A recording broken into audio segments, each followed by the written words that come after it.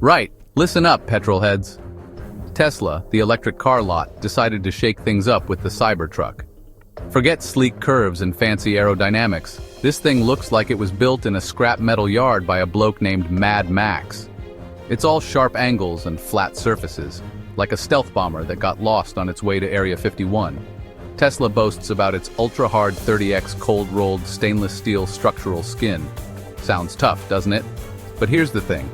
Looking tough and being safe are two different animals. One's a bulldog flexing in a mirror, the other's actually winning a fight.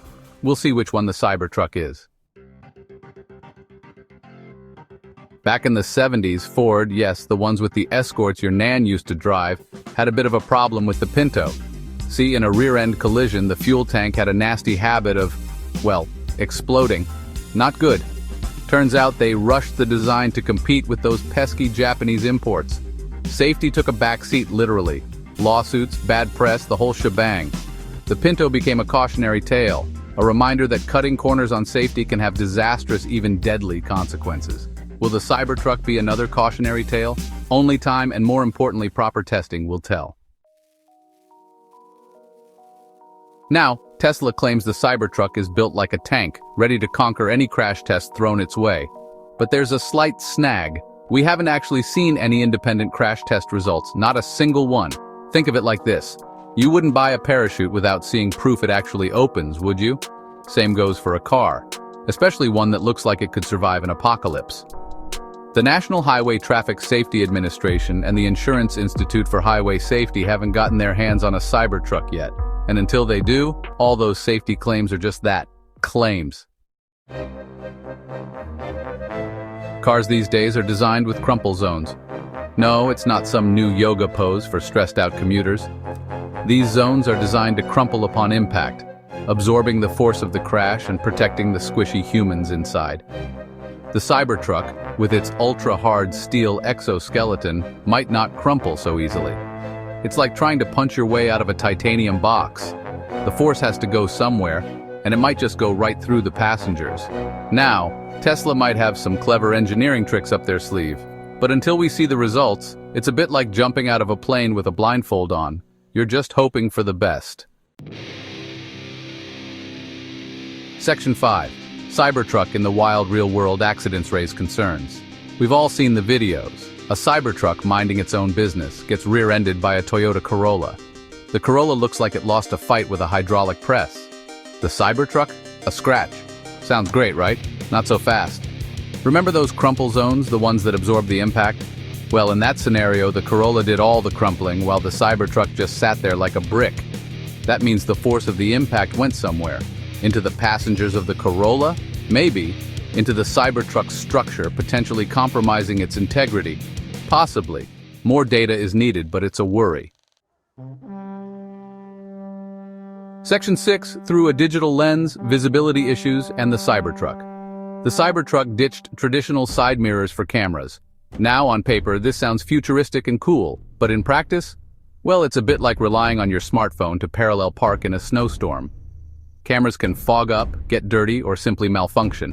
And unlike a good old-fashioned mirror, you can't just give them a quick wipe with your sleeve. Plus, there's the issue of depth perception. Judging distances with a camera feed is trickier than it looks. It's like trying to play darts after a few pints down the pub. You might hit the board, you might hit the wall. Not ideal when you're navigating traffic. Section 7, a heavyweight contender, the physics of mass and collisions. Here's a bit of Physics 101 for you. Heavier objects have more momentum. Momentum in a crash equals bad news. The Cybertruck, with its massive battery pack and steel body, is one hefty piece of metal. Imagine a sumo wrestler bumping into a jockey. Who do you think's coming off worse? It's basic physics. The Cybertruck might be built like a tank, but in a collision it's also the tank. Now, I'm not saying the Cybertruck is going to turn into a battering ram, taking out everything in its path. But its weight is definitely something to consider, especially when it comes to pedestrian safety. Section 8. Cybertruck versus Pinto, comparing safety concerns. So is the Cybertruck a modern-day Pinto? Well, it's not quite as simple as that. The Pinto had a single, catastrophic design flaw. The Cybertruck, on the other hand, has a whole buffet of potential issues. Lack of crash test data, Questionable crumple zone design, visibility concerns, and the sheer force of its weight. It's like comparing a hand grenade to a Swiss Army knife. The grenade has one job and it's pretty bad at it. The Swiss Army knife has loads of tools, but some of them might be a bit dodgy. The Cybertruck might be innovative, but innovation without rigorous safety testing is like driving with your eyes closed and your foot on the accelerator. Exciting? Maybe. Safe? Not so much.